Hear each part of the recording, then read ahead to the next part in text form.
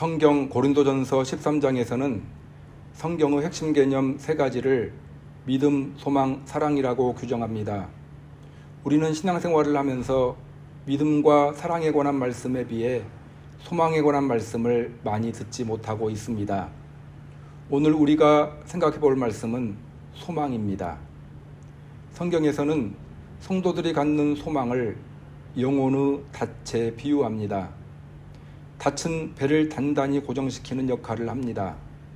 닻이 없으면 배는 큰 바람과 물결에 휩쓸려 버릴 수밖에 없습니다. 그러나 닻이 배를 꽉 잡아주면 아무리 큰 바람과 파도가 불어와도 배는 약간의 요동만 있을 뿐 떠내려가지 않습니다. 우리는 지금 매우 혼란스러운 시대를 살아가고 있습니다.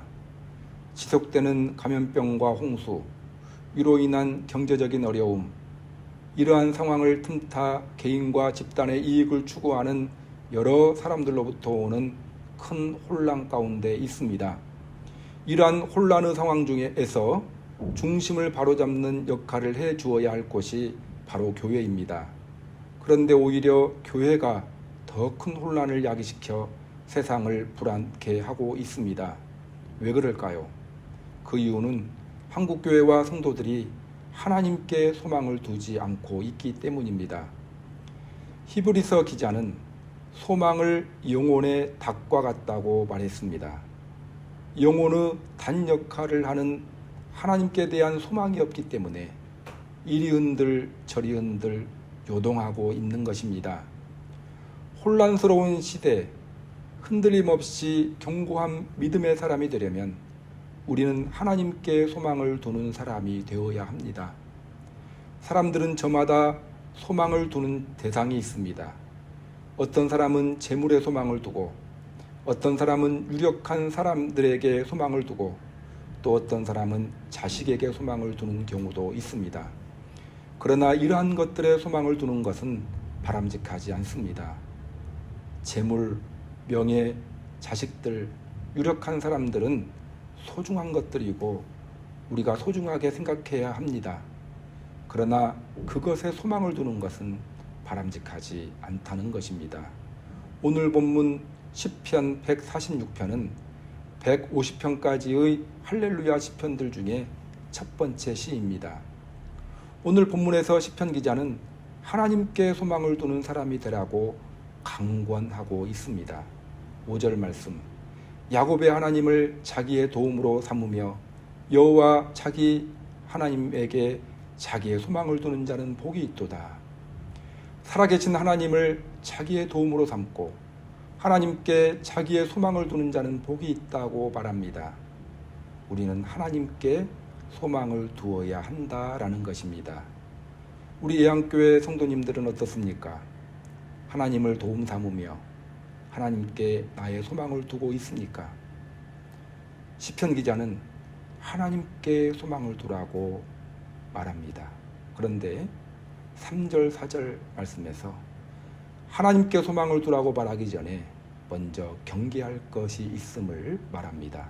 3절 말씀을 보면 귀인들을 의지하지 말며 도울 힘이 없는 인생도 의지하지 말지니, 다른 말로 말하면 사람에게 소망을 두지 말라는 것입니다. 여기에서 귀인은 세상에서 잘 나가는 사람들, 내가 귀하게 생각하는 사람들을 말합니다. 사람을 의지하거나 사람에게 소망을 두지 말라는 것입니다. 아무리 유력한 사람이라 하더라도, 아무리 소중하게 생각하는 사람이라 하더라도 그 사람에게 소망을 두지 말라는 것입니다. 그 이유가 무엇 때문입니까? 그들은 도울 힘이 없는 인생들이기 때문입니다. 귀인들이 사람들 보기에는 힘이 있어 보여도 하나님께서 보실 때 실상은 도울 힘이 없습니다. 4절 말씀을 보면 그 호흡이 끊어지며 흙으로 돌아가서 그날에 그의 생각이 소멸하리로다. 사람들은 호흡이 끊어지면 다 죽을 존재입니다. 사람들은 우리들이 사랑해야 할 대상이지 의지해야 될, 소망을 두어야 할 대상은 아닙니다. 사람들은 우리가 소망을 가져야 할 대상이 전혀 아닙니다. 사람에게 소망을 둔다면 우리는 반드시 실망하게 됩니다. 그것은 자녀도 마찬가지요. 남편도 아내도 부모도 유력자도 마찬가지입니다. 사람에게 소망을 두고 있는 분이 있다면 내려놓기를 바랍니다. 사람에게 소망을 두면 하나님께 소망을 둘 수 없습니다. 반대로 내가 의지할 만한 사람이 없다고 낙심하지 마십시오. 내가 의지할 만한 사람이 없기 때문에 더욱 하나님을 의지할 수 있고 하나님께 소망을 둘 수 있습니다. 우리는 알아야 합니다. 내가 의지하고 내가 기대하는 그 귀인이 도울 힘이 없는 존재이고 한 줌의 흙으로 사라질 존재라는 사실을 명심해야 합니다. 그러면서 시편 기자는 하나님께 소망을 두라고 권면합니다. 5절 말씀. 야곱의 하나님을 자기의 도움으로 삼으며 여호와 자기 하나님에게 자기의 소망을 두는 자는 복이 있도다. 이 말씀은 하나님께 소망을 두라는 말씀입니다. 그러면 왜 시편 기자는 하나님에게 소망을 두라고 권면하고 있는 것일까요? 시편 기자는 하나님이 가지신 세 가지의 속성 때문에 하나님께 소망을 두라고 권면하고 있는 것입니다. 그러면 그 세 가지의 속성은 무엇일까요? 첫째로 하나님은 창조주이신 전능하신 하나님이시기 때문입니다. 이 말은 하나님은 우리를 도울 능력을 넉넉하게 갖추고 계신 분이라는 의미입니다. 6절 말씀을 보면 여호와는 천지와 바다와 그 중의 만물을 지으시며 영원히 진실함을 지키시며 6절 말씀에서 하나님은 천지와 바다와 만물을 지으신 이 세상의 창조주라고 표현합니다. 이 세상을 창조하신 하나님은 전능하신 하나님이십니다. 전능하신 하나님이라는 말은 하나님은 우리를 도울 능력을 충분히 갖추고 계신 분이라는 뜻입니다. 하나님은 말씀으로 천지를 창조하셨습니다. 하나님은 노아 시대에 물로써 세상을 심판하셨습니다. 하나님은 10가지의 재앙으로 바로의 권세를 꺾으셨고 홍해를 가르셨습니다. 하나님은 쓴물을 단물로 바꾸셨고 반석에서 물이 나게 하셔서 목마름의 문제를 해결해 주셨습니다. 하나님은 해를 멈추셨고 하나님이신 예수님은 바다를 잠잠하게 하셨고 12년 혈루증을 앓는 여인과 38년 된 병자를 일으켜 세우셨습니다. 죽었던 회당장의 딸 나사로와 나인성 과부의 아들을 살려 주었습니다. 하나님은 전능하신 하나님이십니다. 그러나 흙으로 왔다가 흙으로 돌아가는 인생들은 우리를 도울 힘이 없습니다. 그러나 이 세상을 창조하신 하나님은 능치 못할 일이 없는 전능하신 분입니다. 그 하나님께 소망을 두시는 지혜자들이 되시기를 바랍니다. 둘째로, 하나님은 영원히 진실하신 분, 즉 신실하신 분이기 때문에 하나님께 소망을 두라는 것입니다. 본문 6절 하반부를 보면 영원히 진실함을 지키시며, 하나님은 영원히 진실함을 지키시는 분입니다. 영원히 진실하다라는 말을 다른 단어로 표현해 보면 신실하다라고 표현해 볼 수 있습니다. 아무리 능력을 갖추고 있다 하더라도 진실하지 못하면 도움을 얻을 수 없습니다. 사탄은 능력을 갖추고 있지만 진실하지 못한 존재입니다. 때문에 사탄으로부터 도움을 받을 수 없습니다. 우리가 종종 의지하는 사람도 마찬가지입니다. 그 사람을 믿었는데 배신당하는 경우가 많지요.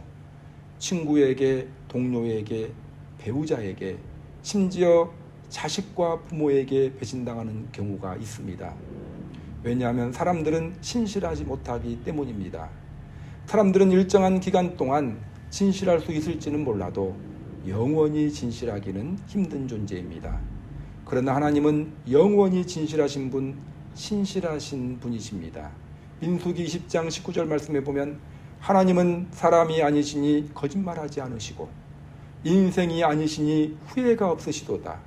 어찌 그 말씀하신 바를 행하지 않으시며 하신 말씀을 실행하지 않으시랴. 하나님이 하신 말씀은 진실합니다. 그리고 반드시 이루어지고, 또한 하나님은 말씀을 반드시 지키시는 분이십니다. 왜냐하면 하나님은 신실하신 분이기 때문입니다. 신실하신 하나님께 소망을 두는 인생이 되시기를 바랍니다. 셋째로, 우리가 하나님께 소망을 두어야 할 이유는 하나님은 사랑의 하나님이시기 때문입니다. 오늘 본문 7절 8절 말씀, 억눌린 사람들을 위해 정의로 심판하시며 줄인 자들에게 먹을 것을 주시는 이시로다. 여호와께서는 갇힌 자에게 자유를 주시는도다. 여호와께서 맹인들의 눈을 여시며 여호와께서 비굴한 자들을 일으키시며 여호와께서 의인들을 사랑하시며. 시인은 하나님을 억울한 사람의 억울함을 풀어주시며 굶주린 자에게 먹을 것을 주시며 갇힌 자에게 자유를 주시며 맹인의 눈을 열어주시며 비천한 자를 일으켜 주시는 분으로 표현하고 있습니다. 한마디로 말하면 하나님은 긍휼이 풍성하신 분, 다른 말로 표현하면 하나님은 사랑의 하나님이시라는 뜻입니다. 아무리 큰 능력이 있어도 사랑하지 않으면 나를 도와주지 않습니다. 아무리 신실해도 사랑하지 않는다면 도와주지 않습니다. 그러나 하나님은 우리를 사랑하시는 분이고 성경 곳곳에 하나님은 사랑의 하나님으로 표현되어져 있습니다. 민수기 6장 말씀을 보면 24절, 여호와는 내게 복을 주시고 너를 지키시기를 원하시며 여호와는 그의 얼굴을 내게 비추사 은혜 베푸시기를 원하시며 여호와는 그의 얼굴을 내게로 향하여 드사 평강 주시기를 원하노라. 하나님은 우리에게 좋은 것을 주시기를 원하십니다.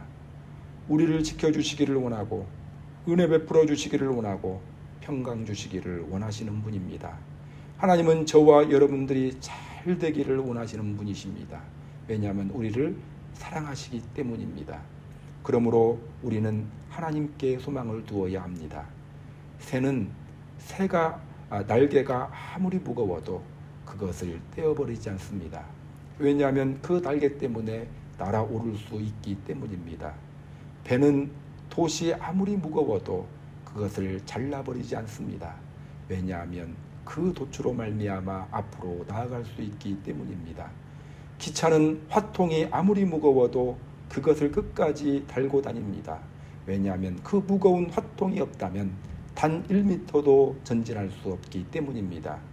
비행기는 날개가 아무리 무거워도 그것을 작게 만들려고 하지 않습니다. 왜냐하면 그 날개로 인해 높이 날아오를 수 있기 때문입니다.